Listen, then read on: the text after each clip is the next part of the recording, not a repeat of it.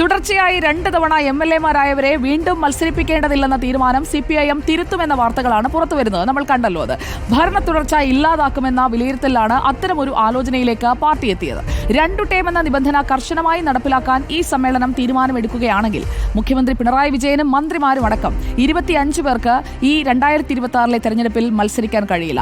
ആർക്കൊക്കെ മാറേണ്ടി വരും? അങ്ങനെ ഒരു മാറ്റം ഉണ്ടാവുകയാണെങ്കിൽ അതിനുള്ള സാധ്യത വളരെ കുറവാണ് എന്ന് നമുക്കറിയാമല്ലോ. മുഖ്യമന്ത്രി പിണറായി വിജയന്റെ മണ്ഡലം നമുക്കറിയാവുന്നതുപോലെ തന്നെ ധർമ്മടം. ആ ധർമ്മടത്ത് 2 ടേം നിബന്ധന കർശനമാക്കിയാലും മുഖ്യമന്ത്രിക്ക് ഇളവ് ലഭിക്കാനുള്ള സാധ്യത തന്നെയാണ് നമ്മൾ ഈ ഘട്ടത്തിൽ കാണുന്നത്. രണ്ടാമത്തേത് നമ്മുടെ ആരോഗ്യമന്ത്രി വീണ ജോർജാണ്. വീണ ജോർജിന്റെ മണ്ഡലം ആറന്മുളയാണ്, പത്തനംതിട്ട ജില്ലയിലെ ആറന്മുള മണ്ഡലം. മൂന്നാമത്തേത് സജി ചെറിയാനാണ്. മന്ത്രി സജി ചെറിയാൻ ഫിഷറീസ്, സാംസ്കാരിക വകുപ്പുകളാണ് കൈകാര്യം ചെയ്യുന്നത്. ചെങ്ങന്നൂരാണ് മണ്ഡലം. അദ്ദേഹത്തിന് ശരിക്കും 1.5 ടേമേ ആയിട്ടുള്ളൂ. അപ്പോൾ ഈ മാറ്റത്തിന്റെ നിബന്ധന അദ്ദേഹത്തിന് ബാധകമല്ല.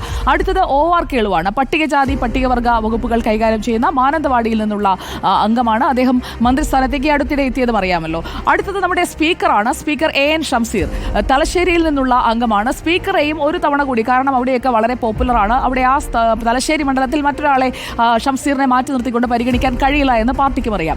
അടുത്തത് KK ശൈലജയാണ്. മുൻ ആരോഗ്യമന്ത്രി എന്ന നിലയിൽ സൂപ്പർ സ്റ്റാറാണ്. മട്ടന്നൂരിൽ നിന്നുള്ള MLA ആണ്. KK ശൈലജയെയും പോപ്പുലർ ഡിമാൻഡോടുകൂടി വീണ്ടും എത്താൻ സാധ്യതയുണ്ട്. അടുത്തത് TP രാമകൃഷ്ണനാണ്. നമ്മുടെ LDF കൺവീനർ, മുൻ മന്ത്രിയാണ്. പേരാമ്പ്രയിൽ നിന്നാണ് അദ്ദേഹം മത്സരിക്കുന്നത്. അപ്പോൾ അദ്ദേഹത്തിന് ഇളവ് കിട്ടുമോ എന്നതറിയണം.